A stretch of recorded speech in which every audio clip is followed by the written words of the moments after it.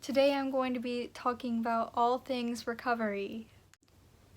The when, where, and whys of an AVM rupture and my experience and how I got better so quickly.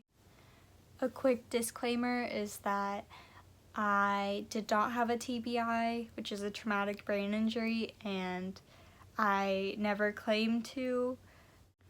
My rupture didn't happen because of any kind of impact. It was accumulation of stress, dieting, and hormone imbalances. Not to say that any of those things can cause a brain injury. I was probably born with the AVM already inside my brain. It's just those are the things that my doctors and I have come to the conclusion triggered it. So, what exactly is an AVM? An AVM stands for arteriovenous malformation. I hope I got all that right. I can't pronounce it. Don't roast me, please. My AVM rupture happened when I was in 11th grade. I was a junior and I was 17 years old. The rupture actually took place without my knowledge. In class, I had just finished taking a midterm exam. It was the last week before winter break, and all of my teachers had all of the last minute projects and assignments to get turned in before the second quarter ended. So obviously stress didn't cause my brain injury, a tangle of blood vessels did. But I think the amount of anxiety I had during that week definitely had something to do with it. I was trying to make everything so perfect. I think it affected me in a really poor way. I was in my second period class going to lunch and my head started hurting. I had a really bad headache. I decided to take a nap. Nothing that really alarmed me. It just felt like a migraine. After I woke up from my nap, I decided that I probably needed help. I decided I should go home. I went to the front office to try to call my mom, and I didn't make it there. I threw up and lost consciousness in the courtyard of my school. Luckily for me, my school had a great staff who knew exactly what to do, and the hospitals were all so close to me. We got help immediately. I think the pace at which I received help is a big reason why I was able to recover as well as I did. Post-rupture, I was in 2 separate hospitals for 2 separate intervals of time. One was where I did the first part of recovery, where I was in a coma for a few weeks. I think now is when my mom started my update page on Facebook and posted a lot of pictures like these. I think for her it was really therapeutic to be able to show the gravity of the situation we were in, and I had so many people who supported me during that time. My mom still is running that Facebook page and posts updates periodically, so links will be in the description.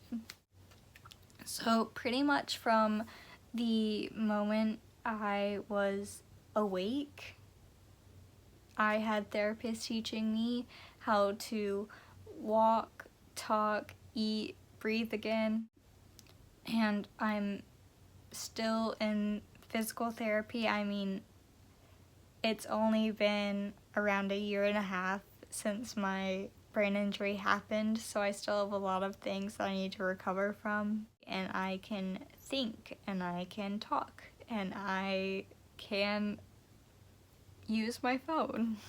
Something that I never knew was a problem was that when I had my injury, I actually couldn't eat for months.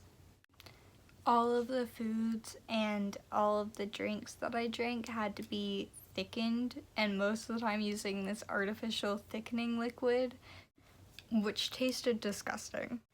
And I drank nothing but blue Gatorade for weeks and weeks because it tasted bad and everything else.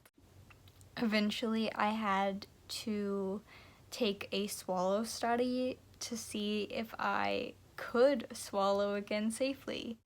And the x-rays, the hardest part of all of this had to be the fog, which is what me and my family call the time where I was healing and I couldn't process properly. I couldn't comprehend feelings or time or any of the things you use in your normal life. And when I got out of this time, I could reason, I could talk, I could read people's emotions, but I wasn't better, and I don't think I'll ever be 100% better. I had a lot of work to do physically. I had to learn how to walk again, and aside from that, I had to learn how to move my arms when I walk, which is so weird to think about. But I had great doctors and great physical therapists who all helped me be able to be mobile. That being said, my endurance has plummeted this year, and I can't keep up my composure for that long. I use devices like a walker when I go to school and a wheelchair when I go to any big crowded places. Sometime this year, I'm supposed to get my service dog, and they will help me with mobility. And this year has been really hard, but the thing that's helped me most is practice. If I want to be able to read better, which I did because I was going back for my senior year of high school, and I was in creative writing. And I need to know how to read for long times and not get tired after 2 sentences. So I had to practice every day. I had to read for longer and longer periods until I was able to read what I wanted to again. And the same goes for writing, the same goes for walking. If I wanted to be able to walk a lap around my house without stopping, I had to practice every day and go further and further every day. I think the thing that I never realized about recovery is obviously it's a lot of work, but it's not like you can see the end result while it's happening. You have to trust the process. You have to trust that a year from now, you'll be closer to being the person you want to be. There's a baby crying in the background. And now I still have a lot of growing to do. I still have a lot of recovering to do even further. But I'll be a freshman in college next fall. I have a great family, great friends, and a lot of people who want to help me succeed.